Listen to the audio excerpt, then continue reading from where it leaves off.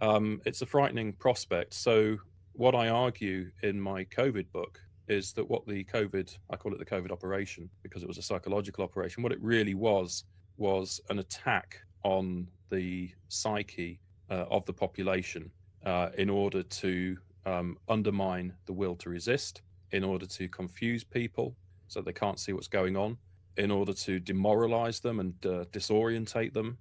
This is pretty vicious stuff. Unfortunately, it seems to have worked because in 2025 in particular, we have seen technocracy coming in quite direct forms, particularly to do with the digital state, which we could talk about if you like.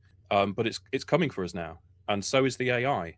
And the idea is that political decision making will be taken out of the hands of politicians and parliaments and governments and so on, and increasingly it will be placed into the hands of AI, and we'll have dictatorship by algorithm. All of this is unfolding as we speak, and yet most people don't see it. And why is that? It's because of the psychological warfare, and it's because of the deception. The best estimate by leading vaccine producers is that it could take a year or more to develop, test, and manufacture a vaccine for the Clade X virus.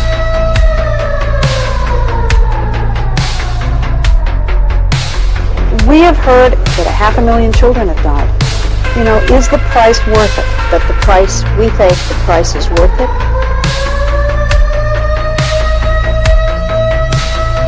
Richie Brown Show.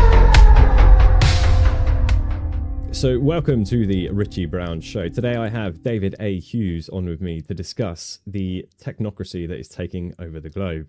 He is the author of COVID-19, Psychological Operations and the War for Technocracy, and Wall Street, the Nazis and the Crimes of the Deep State. Welcome, David. Well, thanks very much for having me, Richie. I appreciate the invitation. Excellent. So first questions first. I tend to ask this one first just because it triggers quite a lot. What was COVID-19? It was a military-grade psychological operation. It was not a genuine public health crisis. Yes, I fully agree with that. And second one to sort of go in that same vein is, what was the vaccine that we were subjected to? I don't know, but it wasn't what we were told. That much we do know. So in terms of the supposed ingredients, all revolving around mRNA and lipid nanoparticles and so on, that's one story. In terms of empirical investigations under the microscope, in many cases by people trained to look, horrifying things were discovered which really should not have been there at all. So we are talking geometric shaped objects, some of which were demonstrably EMF sensitive. The spectroscopic analysis has revealed troubling findings. One paper, a group of Argentinian researchers, I think, found 55 different elements in there, mostly metals. Most of them shouldn't have been there. Other groups have found quite rare metals like gadolinium. What on earth would that be doing there? This is really problematic, to say the least.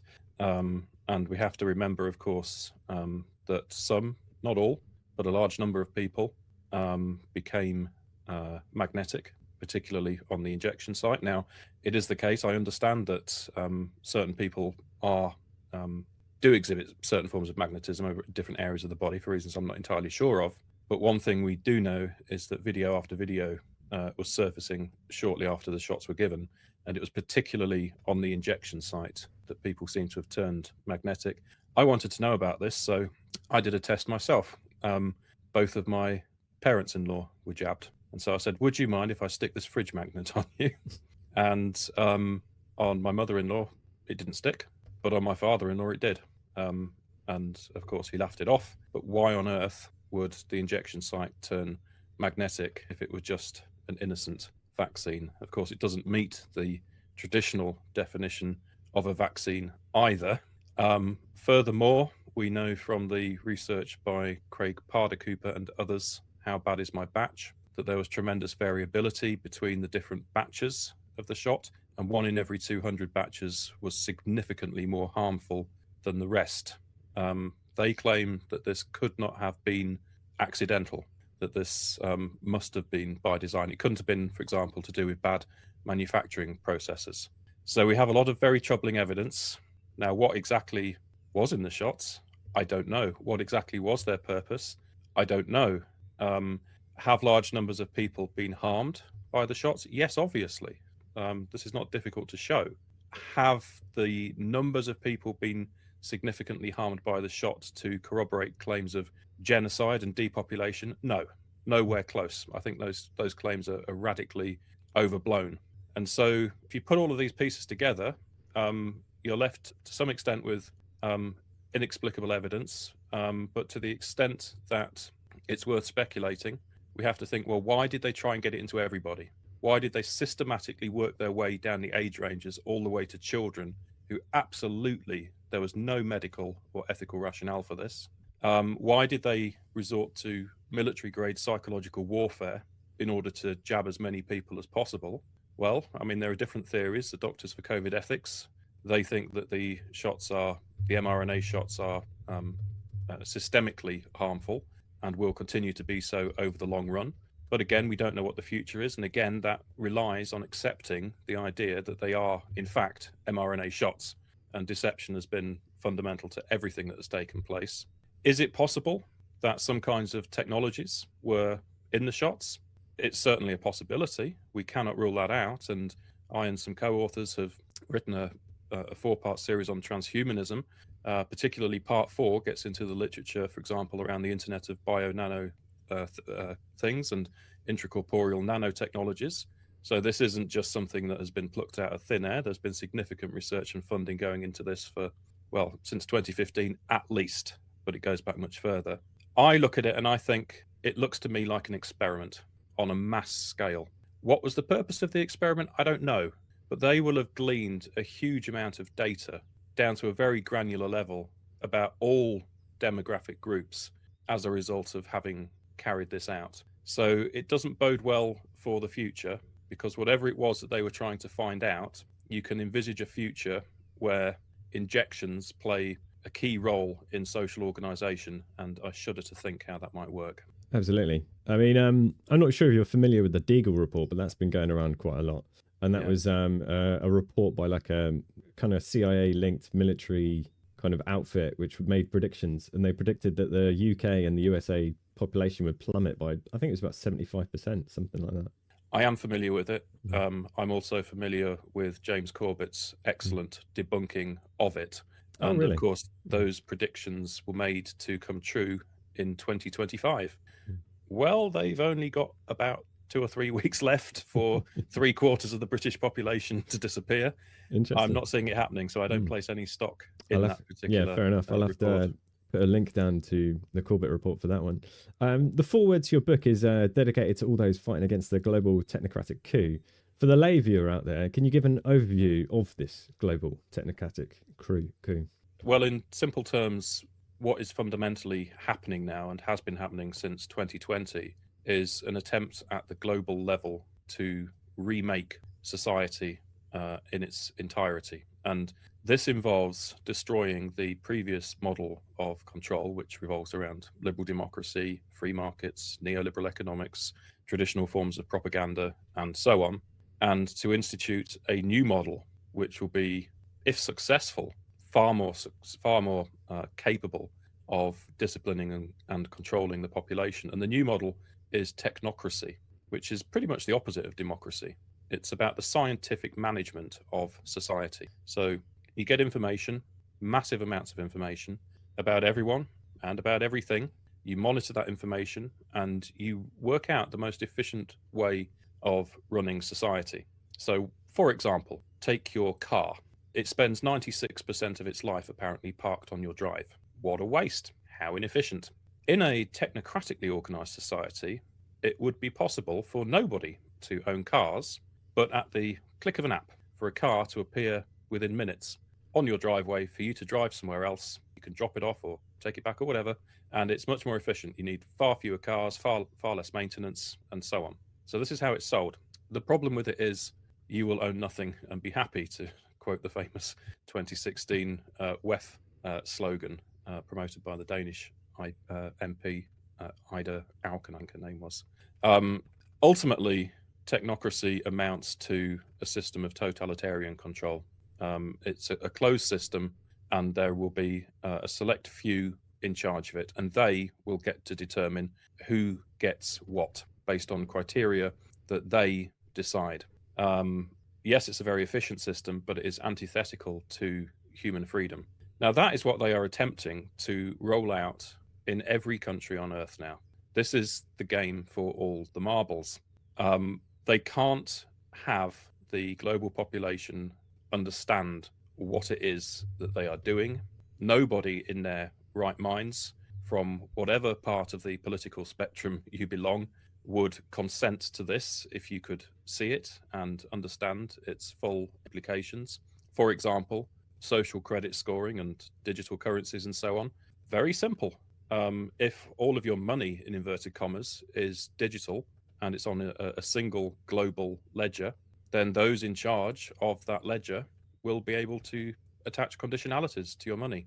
The head of the Bank for International Settlements in 2020, Augustine Carstens, actually said as much. So you might not be able to spend your money in particular places or at particular times. If you're really badly behaved, your money might be turned off temporarily or permanently. That will very quickly discipline you to become a good citizen. I'm not sure even citizen, subject probably is a better word at that point. You'll do as you're told because your means of survival and subsistence will be cut off otherwise.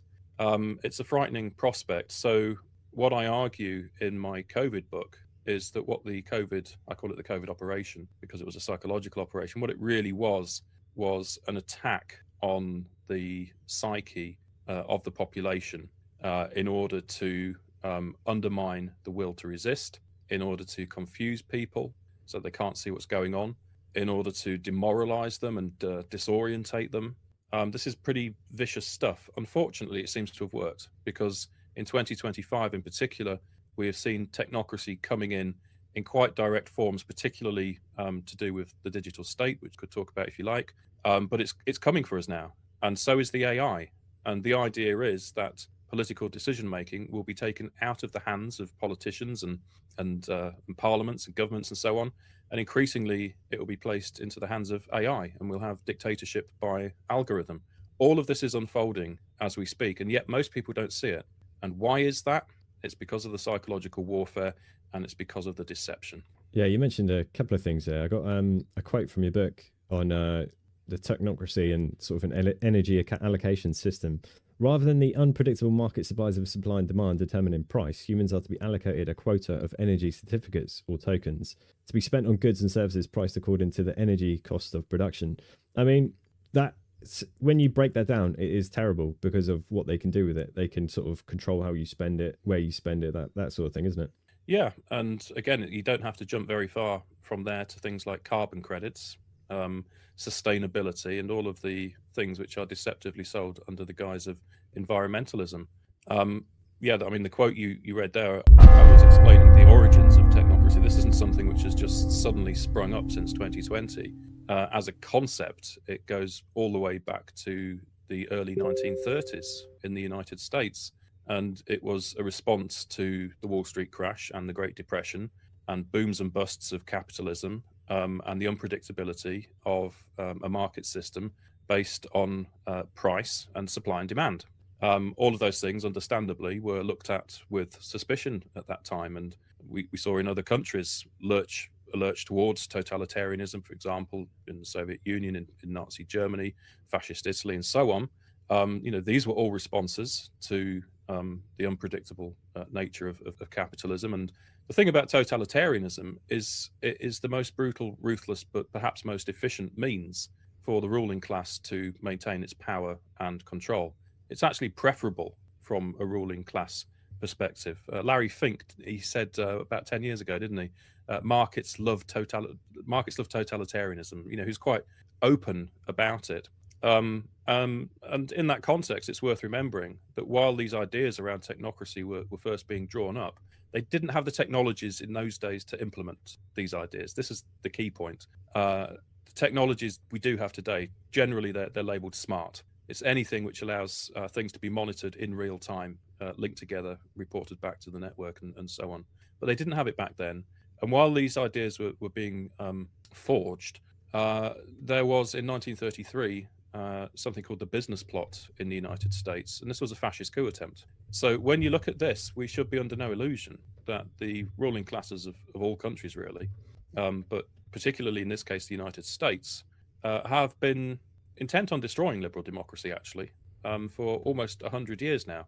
It doesn't actually serve their purposes if the people really do have meaningful representation, if the people really do have power, if politicians really are there to serve the people, etc.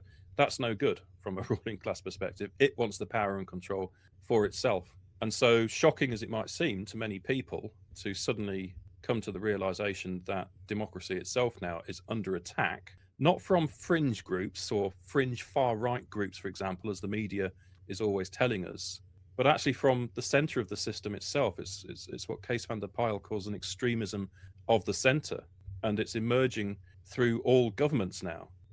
Liberal democracy itself is actually being, it's a controlled demolition. It's being gradually undermined and weakened, so that there will come the point where they're going to flip the switch and say, right, well, we've seen how our democratic institutions have failed us and they're not working properly anymore. We need a proper system. A system of reliability and control.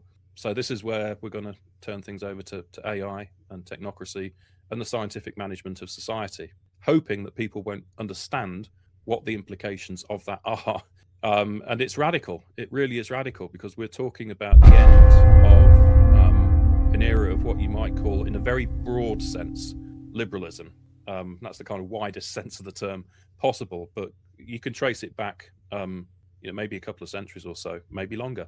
I mean, technically, I suppose it's inaccurate to talk about the American and French revolutions because we're dealing with republicanism and so on. But you take my point. This whole idea of the social contract, probably at least 250 years old, longer if you go back to Hobbes's Leviathan. These ideas have been at the heart of Western civilization and how politics has been conceived and organized. And technocracy strips it all away.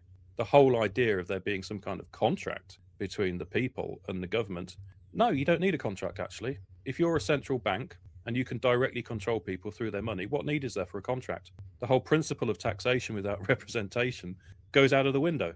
You don't need it anymore. And I think people don't see this because it's so sweeping, it's so radical. The intended changes, this kind of change comes along every few centuries, but they're pushing hard for it now. Whether or not they'll be able to achieve it is anybody's guess. But the more people who do understand what's happening, the better the chances of being able to stop it. Yeah, some great points there. You're talking about AI and being governed by AI. For some people that aren't following it, that might seem a bit ludicrous or a bit sci-fi, but Albania, they recently unveiled their AI MP. And it was revealed by their prime minister on a post on Facebook. It's getting very dystopian, I think. You mentioned transhumanism as well, and sort of all these sort of ideas emerging, technologies emerging together at the same time. Because I did a podcast a while back with Jennifer Bilek, and she released a book called Transgender, Transhuman, and she details how transgenderism was the first step to get people sort of question their identities, and then the eventual aim is to get people to question their human identities, and then they could recategorize what is and isn't human. Yes, absolutely. And again, we discussed some of those ideas actually in our transhumanism series. You can find it on my Substack, dhughes.substack.com, and there are some tabs across the top, and one of them is transhumanism. You'll find the series there. Absolutely. And again, this is kind of so radical in a bad way, and so anti-human that most people can't grasp that the perpetrators might mean this seriously. But again, when you are looking at a system of total control, what better than something like the hive mind? What better where each person is just a node on a controllable network? Well, at that point, you are starting to talk about the integration of human beings and machines, technology. Imagine if you could link human bodies directly to the internet. And have some form of direct control. It doesn't have to be terribly sophisticated. It could just be the ability to inflict pain from a distance. And these are all ideas which we do have to start thinking about now, not least because of the Internet of Bio-Nano Things literature, not least because of the transhumanist literature, not least because of the kind of New Age literature on the world brain and so on, which goes back again a century now. And ideas that once might have seemed sci-fi could be coming to fruition. I did a presentation back in April 2025 to do with the battle for the brain. And there are actual scientific papers out there which show that it's possible to inject via a syringe a neural mesh into the brain of a mouse, which then assembles itself and remains intact for at least a year.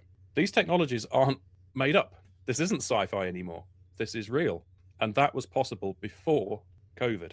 So if they can inject networks, neural nets that assemble in brains that are syringe injectable, and also we know that these technologies, because they work on the nanoscale, are capable of crossing the blood-brain barrier.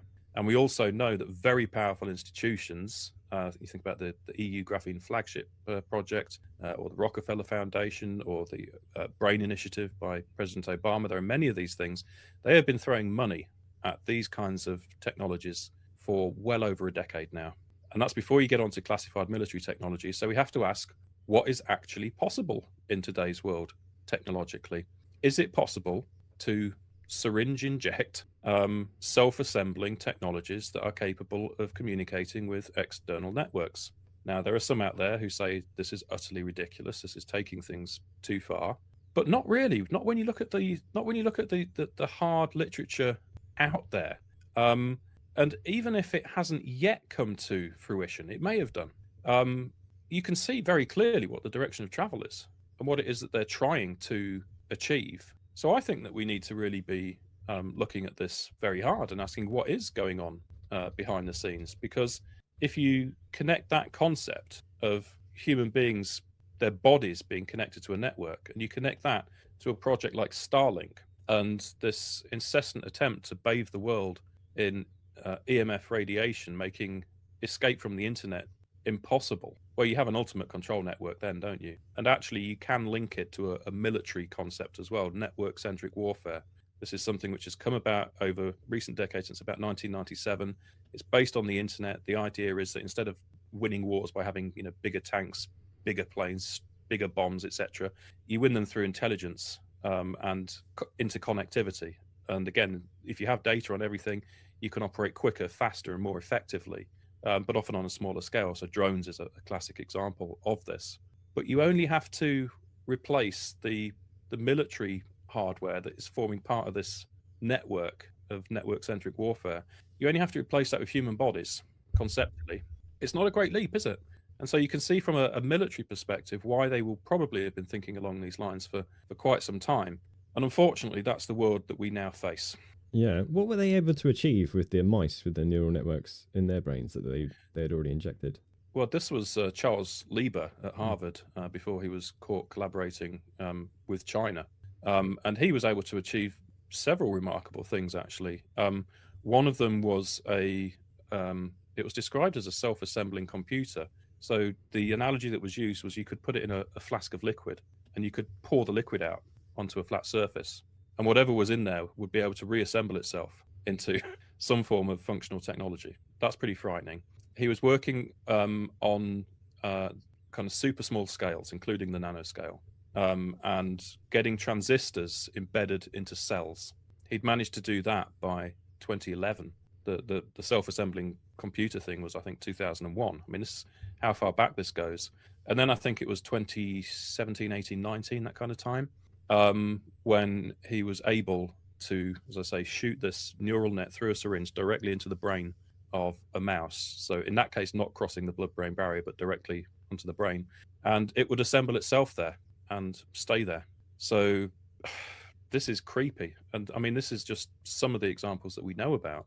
But if people are working on this kind of thing, of course, it's all sold in terms of, well, this promises a cure for Alzheimer's and Parkinson's and all of these noble sounding aims. But the trouble is, most of it is developed in partnership with the military. We're looking at dual use technologies where the commercial private sector partners with the military. And yes, it would be great if technologies could be developed to help with those kind of things. But the point is, what is the primary motivation here, and how might they actually be deployed? It has to be properly regulated. And if the one thing we have learned from COVID is that nothing is properly regulated. You can take experimental substances and shoot them into everybody's arms in violation of the Nuremberg Code, and the regulators will say nothing. Absolutely. In your books and just generally in my research when coming across these topics, the Rockefeller Foundation come up again and again and again.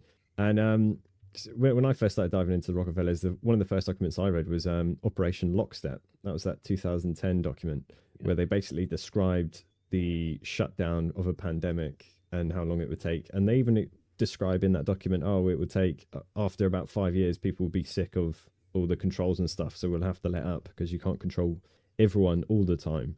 You can't control everyone all the time was one of their quotes in that document. They also had there, from reading your COVID book, which you've got free on your Substack, which is pretty good.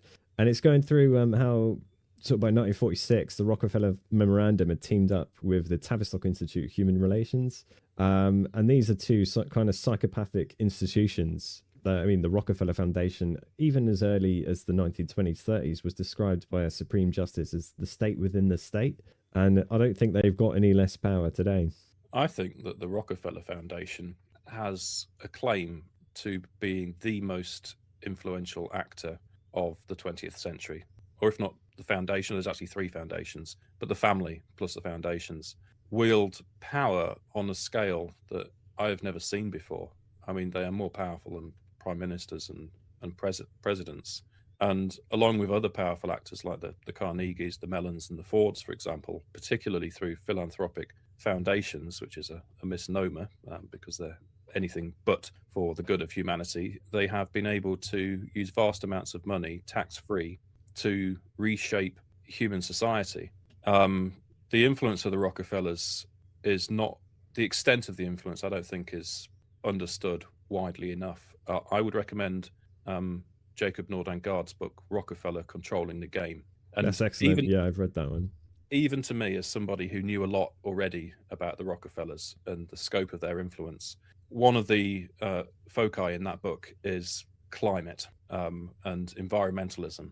And I was staggered to read in chapter after chapter after chapter that for decades, the Rockefellers have been setting up not just individual people, professors and scientists and so on, but entire institutions, dozens and dozens and dozens and dozens of them, relentlessly, all to keep promoting this same scam around climate change. It's unbelievable. But of course, the broader population has no idea. All it knows is that it keeps encountering these ideas about how we're reaching a tipping point, the Earth's going to burn, we're all sinful, we all have to change our ways, we all have to submit to the technocracy, which will help to deal with climate change and so on. But yeah, the Rockefellers, they are such bad news. I used to teach international relations when I was an academic, and I'd already started finding out a few things about the Rockefellers. And then I started doing some research into the origins of my own subject discipline, international relations. And it was largely formalized as a subject discipline in or around 1955 via a conference that was held in New York, inviting some of the most esteemed scholars in that field at the time. And the conference was funded and organized by the Rockefeller Foundation. And my jaw almost hit the floor at that point because I thought, wow, even my own discipline that I have found my way into goes back to the Rockefellers. You couldn't make it up. And then all the way through to the present, of course, they were significantly involved in pushing mass testing during COVID. They're significantly involved in the so-called vaccine passports, digital ID, interoperability, all of these things. And everywhere you turn, there are reasons to be really suspicious of this name. And so it was with some horror that in August of this year, I received an invitation to attend an event at Abbey Rockefeller's farm with 25 other chosen intellectuals. Oh, and I turned it down. I thought, no, I'm running for the hills. I am running for the hills. I don't want anything to do with that family. They seem to run like a mafia. During the COVID event, there was, you did go into it in some detail in your book about the medical iatrogenesis in USA and Britain. I ended up doing a documentary this year with Jackie Devoy about. I saw it. Excellent. Oh, excellent! Yeah, good to hear. Yeah, that was interviewing 10 families that had been subject to these medical protocols that were input essentially by the government. And so what I don't get when I talk to people, I get frustrated because I go through my documentary and they don't seem to understand that that was the first so-called wave, where the government basically killed loads of people in care homes through these medical protocols and told people it was COVID, that they needed to save granny whilst they were doing it. The statistics on this are very, very troubling. Even the ONS data for 2020 for the UK, so that's the Office for National Statistics, the official body in the UK. The official data at the end of 2020 is that when you look at age standardized mortality for England and Wales, it was something like only the 8th worst year during the 21st century. In other words, nothing spectacular. So in the UK, at least, this so-called deadly pandemic wasn't generating significant excess mortality. In fact, it wasn't generating excess mortality. And yet, as you say, at the beginning, there was a spike. So where did it come from? And you have to, as you and Jackie Devoy have done, you have to start looking at what happened in the care homes. You have to start looking at the decision to turn vulnerable elderly people out of hospitals at that point. You have to start looking at the hospitals, which, again, I've got this, all the evidence is in my book, but the hospitals weren't overcrowded. They weren't on the brink of being overrun by patients. Quite the opposite. They had significant capacity. So why were people being turned away? And then, of course, remember, save the NHS, protect lives, save the NHS. This was terrible because it meant that many people who probably should have been going to hospital to have things looked at chose to stay at home. And again, there's more official data that I cite in the book, which has to do with the location of death in England and Wales. And deaths at home went up immediately at the start of COVID. And by the time I'd finished writing that book in June 2023, every single week for that entire time, the deaths at home rate had been way above what it was pre-COVID. So the measures were intended to harm. In fact, in chapter 3 of my book, I discuss a government paper, a UK government paper from July 2020 that was weighing up the number of people who would die from COVID, depending on the extent of so-called mitigation measures, versus the number of people that would die because of the lockdown measures. And they concluded back then that actually more people would die through the lockdown measures. It's actually in there in a government paper. I discuss it in my book. But they went ahead and they did it anyway. So you have to be looking here at democide. They did know. They did know. And none of this is, none of it's accidental. And one of the things that I argue about this in my other book, Wall Street, the Nazis and the Crimes of the Deep State, is, again, it goes back to totalitarianism. And there are lessons here from the Nazi era, because we actually get into the realm of euthanasia. And of course, what else has been happening since? The rise of the MAID program in Canada, the Assisted Dying Act here in the UK. Matt Hancock has been campaigning the entire time in favor of assisted dying. Well, this is how things started in the Nazi era as well. And, you know, it was sold as so-called deaths of mercy, you know, putting people who are really struggling out of their misery. And then it escalated in subsequent years. And then they started killing kids with disabilities. And then they started killing gypsies and Jews. And it culminated in genocide. So this is the lesson from history. When we're tracing the origins of the Holocaust, there are many scholars who have traced one of the origins back to this euthanasia program. Here it is again. Absolutely. I wrote an article a while back examining the film Ich Klage, which is I Choose.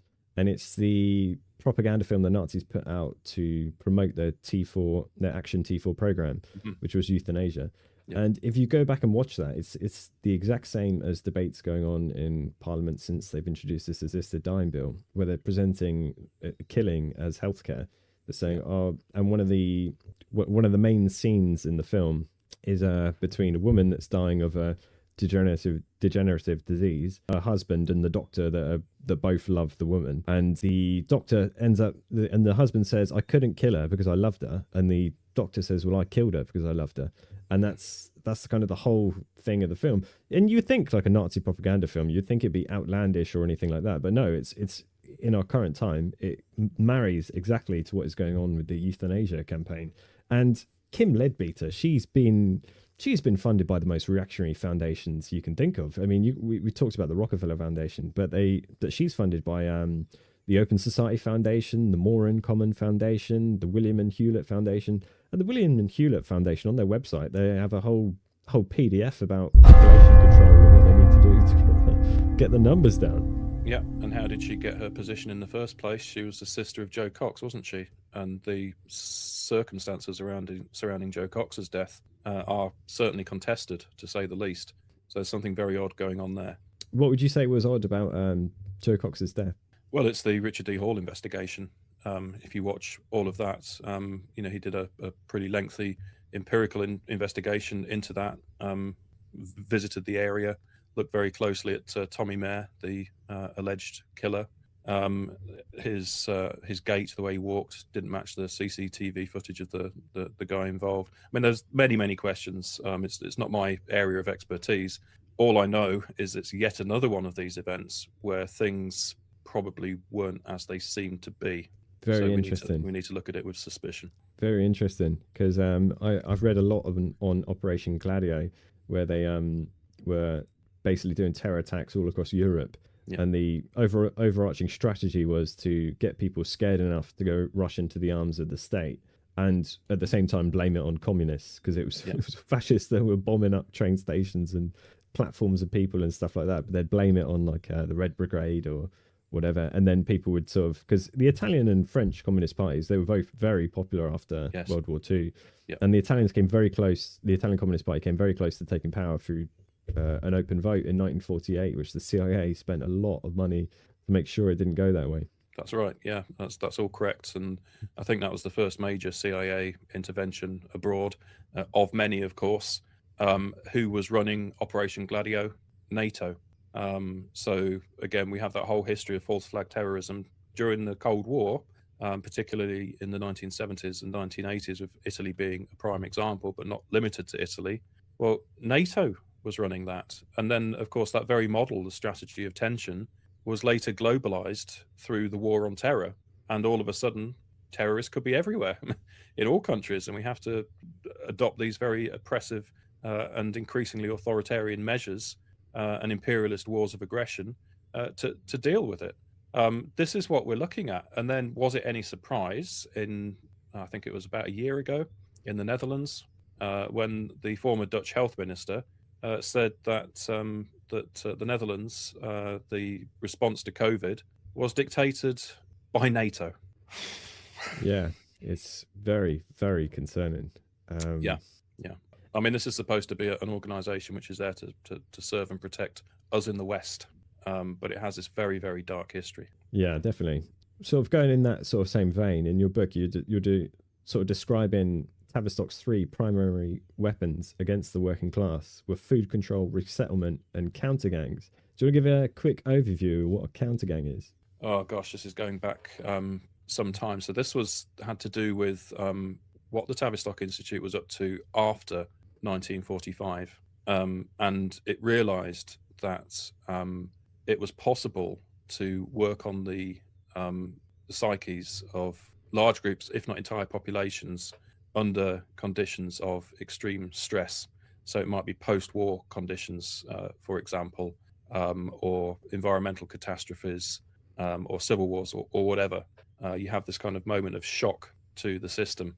And they realized that if you deprive a population of food, if you resettle parts of the population, again, we can think about Vietnam a couple of decades later here, an Operation Phoenix, taking tens of thousands of people and resettling them in very primitive conditions, then you can make them more susceptible psychologically and easier to control.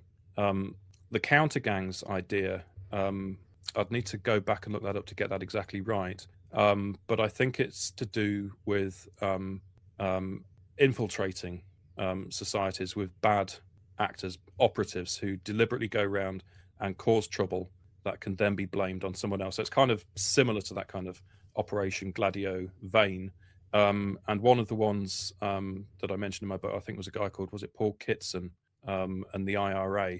And, you know, when you look at what was really done by characters like this, you can see a lot of terrible actions that were then harnessed by the powers that be for their ends.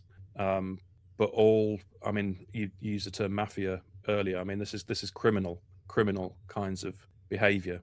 And these are the methods which increasingly have been used to steer the direction of our societies. And so if you have these really bad actors willing to do terrible things, you can see how eventually governance by emergency through false flag terrorism, which has been most of the 21st century, becomes possible. Most people can't contemplate this kind of reality, but unfortunately the historical record does support it. Absolutely. One of the examples you give is the Kenyan Mau Mau's, and in Kitson's book he talks about how essentially because Britain wanted to retain control over Kenya, so the Kenyans would have some group kind of like Kenyan Liberation Army or Kenyan Freedom Fighters or something like that. Then the British would set up like a Kenyan Freedom Fighters for All or something like that, so people wouldn't know which one. It's kind of like the fake dissidents we see now that are rising, and some of these strange characters from COVID that seem to have been sort of placed in there from the get-go.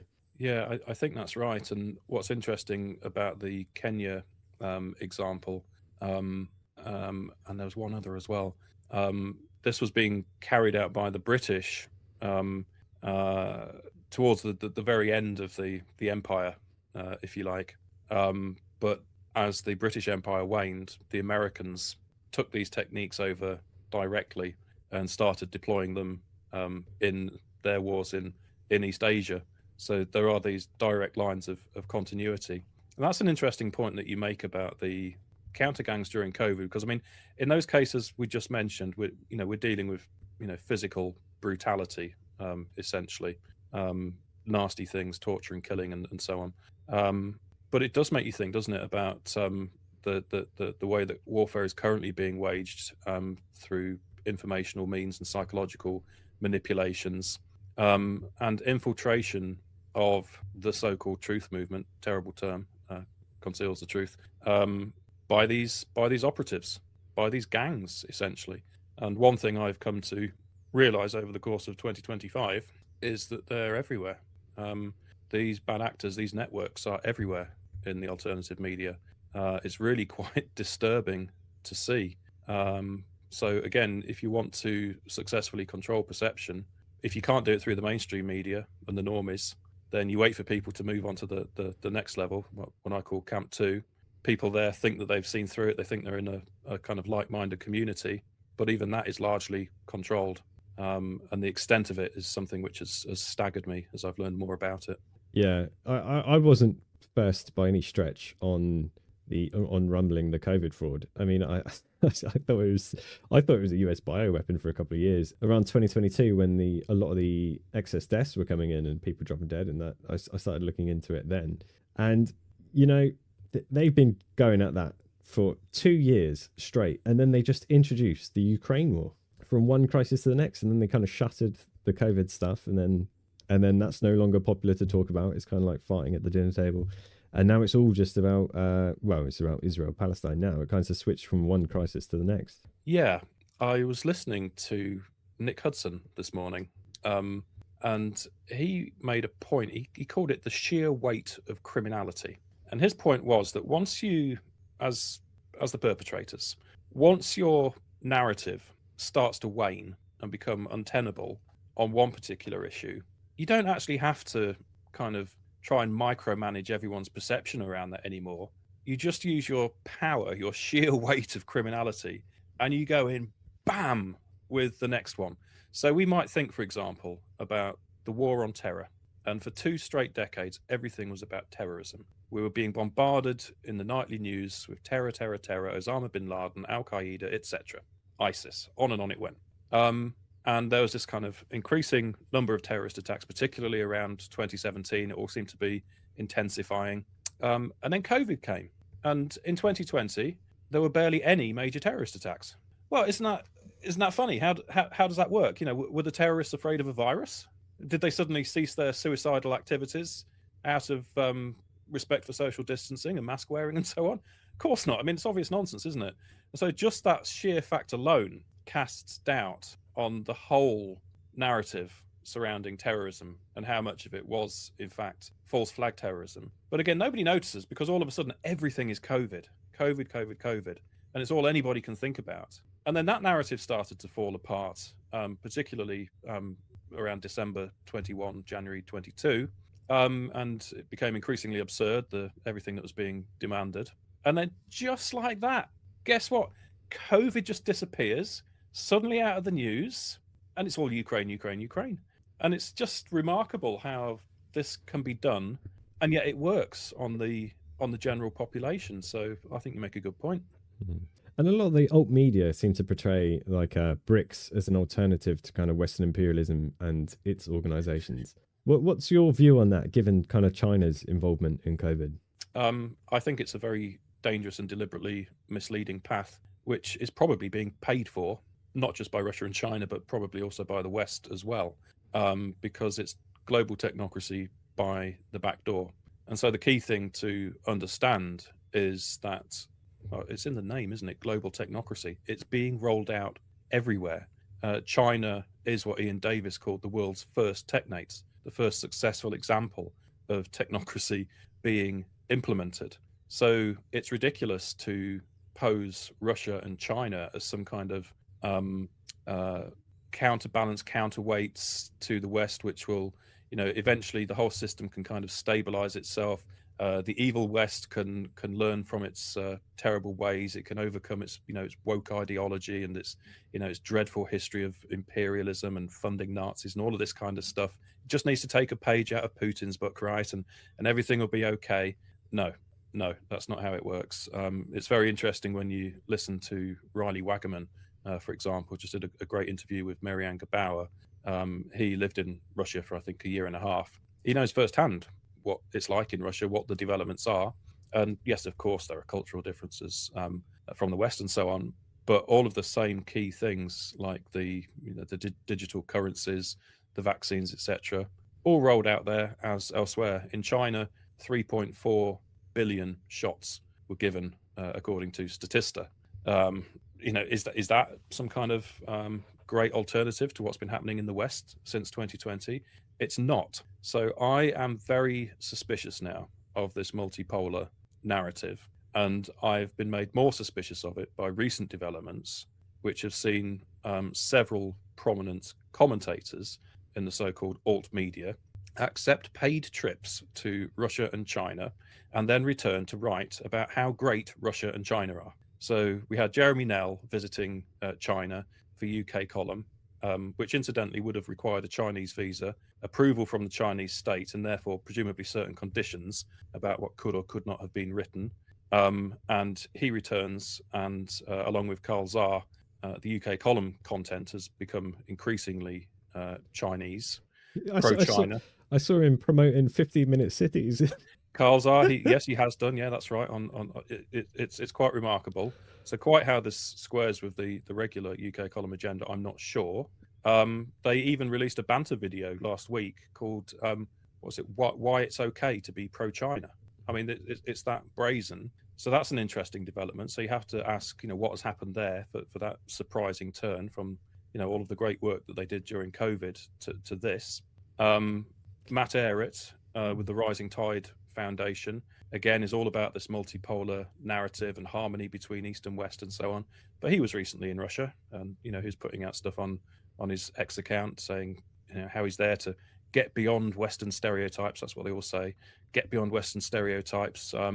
But again, you have to wonder. And James Delingpole recently accepted a paid trip to Moscow, and he came back and he wrote a piece in The Spectator, for which he has continued to be a film critic, incidentally, the whole time. He, I forget the exact title, but it was along the lines of why Russia is so great, or something like this. And everything he's been saying about Russia ever since, it's it's extraordinary. You know, the bottom line is essentially Russia's better at everything than we are, and always has been. You know, culture, arts, medicine, you know, you name it. Russia's just brilliant. And you look at this and you think, well, where is all of this coming from, and why are they all doing it? Daniel Paul's a surprising one because he's Yes. so religious. Like every other podcast is like a psalm reading. So yeah. But then you've got to recognize, God, the Russian Orthodox Christianity, it's amazing. They've got the most amazing, incredible beards, and it's such an incredible feeling you get in the church, and you listen to it and you think, was there anything bad about Russia? Anything even ordinary? When it's like that, it just didn't really sit right. So I have a sense that there is something going on. I have a feeling that the Chinese Communist Party funneled a ton of money into, and this is just going off tweets from a Twitter user called Phil Greaves, and he says how a lot of money was funneled to like a lot of the communist and socialist sects in the UK that promoted zero COVID. Mm-hmm. And looking back on that is just absolutely disgraceful, because I remember hearing all these communist and socialist parties talking about zero COVID and how they needed to do that and what have you. Yeah, I agree. I mean, it was truly disappointing to me to see this as what I suppose I would have once called myself a man of the left. You look at, for example, the World Socialist website, which puts out some great material. There's some really historically valuable material there, some real genuine insights, and has been for years. But when COVID came, they were rabidly pro-lockdown, and all of a sudden Neil Ferguson's suspect forecasting was just accepted without any kind of critical thinking, and they were cheering on the lockdowns, and this is absolutely astonishing to see this.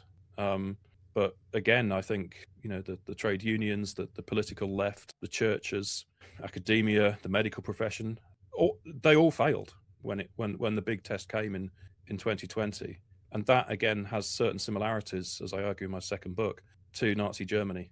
That when that big power play was made, that kind of move towards totalitarianism, all of the major institutions bowed the knee.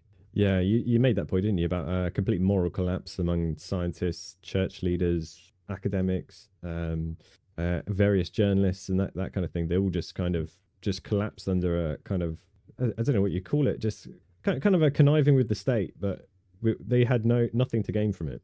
Yeah, and it's profoundly troubling as a symptom of civilizational crisis. And I used to study German history, and one of the big things after 1945 was serious questions were asked. How could this have happened?